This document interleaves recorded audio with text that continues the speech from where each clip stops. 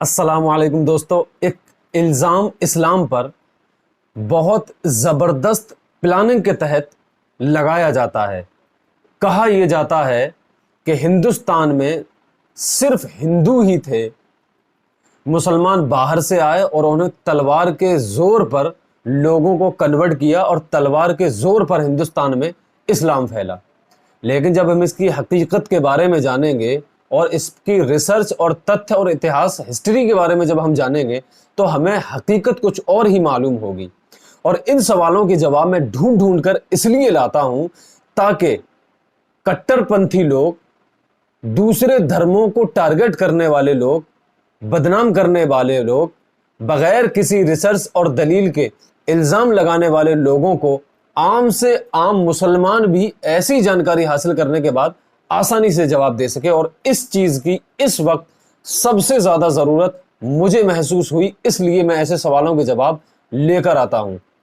تو بات یہ تھی کہ اسلام کے خلاف ایک یہ بھی سوال بڑا کھڑا کیا جاتا ہے سوشل میڈیا پلیٹ فارمز اور نیوز کے ذریعے کہ مسلمان ہندوستان میں آئے اور تلوار کے زور پر ہندوستان میں اسلام کو پھیلایا۔ لیکن جب ہم اس کے بارے میں جانکاری جٹائیں گے تو نام ایک ہمیں ایسا ملے گا، چندر گپت موریہ۔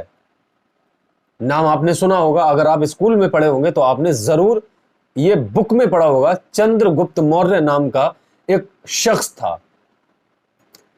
اس کی ہندوستان کے زیادہ تر حصوں پر، کم سے کم 75% حصوں پر اس کی حکومت تھی،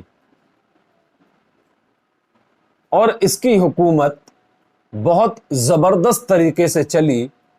220 عیسوی سے لگ بھگ 550 عیسوی تک اس کی حکومت رہی، اور اس کی حکومت جانے کے بعد ایک شخص کا نام آتا ہے جس کا نام ہے اشوکا، جس کو سارے لوگ جانتے ہوں گے۔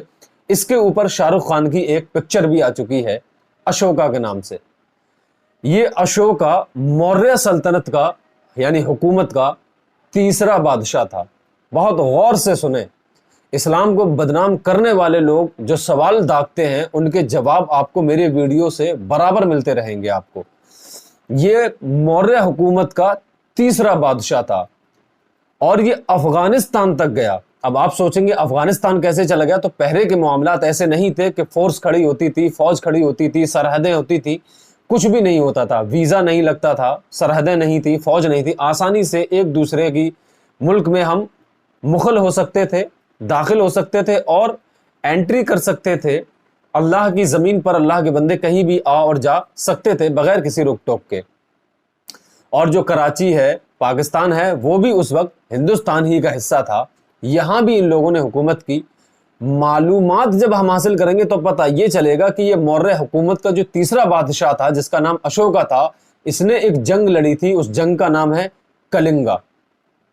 اب بہت غور سے سننے والی بات آپ کو بتا رہا ہوں، پوری دنیا کی ہسٹری میں تقریباً 6000 سال پہلے کی ہسٹری کو آپ جب کھنگالیں گے تو بہت پوائنٹ کی بات بتا رہا ہوں، یہ پہلا ایسا بادشاہ تھا ہندوستان کا جس نے تلوار کے زور پر اپنے دھرم کو پھیلایا، اور یہ ہندو نہیں تھا، اور یہ کٹر بدھسٹ تھا جو بدھزم کو بڑھاوا دیتا تھا اور اس کو سرکاری مذہب بنانے پر تلا تھا، اور سرکاری خزانے کو زیادہ اسی چیز پر خرچ کرتا تھا کہ کس طریقے سے ہندوؤں کو بدھسٹ بنایا جائے۔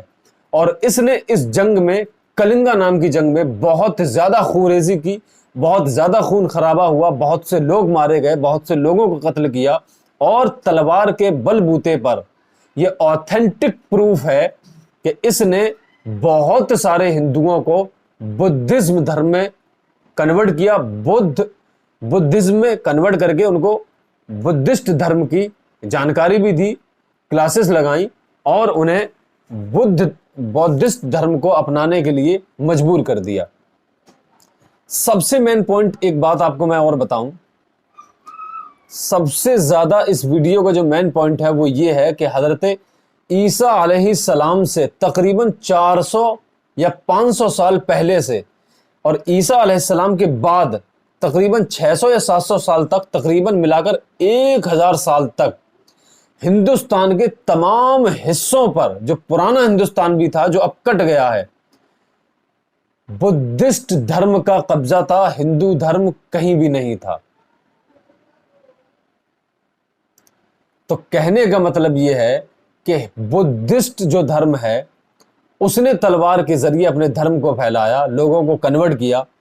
कहीं हिस्ट्री में ऐसा नहीं मिलता कि किसी हिंदू ने किसी हिंदू को कन्वर्ट किया हो और किसी मुसलमान ने किसी मुसलमान को हिंदुस्तान में तलवार के जोर पर कन्वर्ट किया हो। कहने को कुछ भी कहा जा सकता है, बगैर किसी तथ्य के फ्रीडम और स्पीच का बहाना कर कर, जबान अपनी है, मुंह अपना है, यूट्यूब अपना है, कुछ भी कोई भी कह सकता है। लेकिन ऑथेंटिक प्रूफ यह है कि कलिंगा की जंग में यह पहला ऐसा हाकिम था, पहला ऐसा शख्स था, पहला ऐसा बादशाह था जिसने हिंदुस्तान में तलवार के जोर पर हिंदुओं को बुद्धिस्ट धर्म अपनाने पर मजबूर कर दिया था।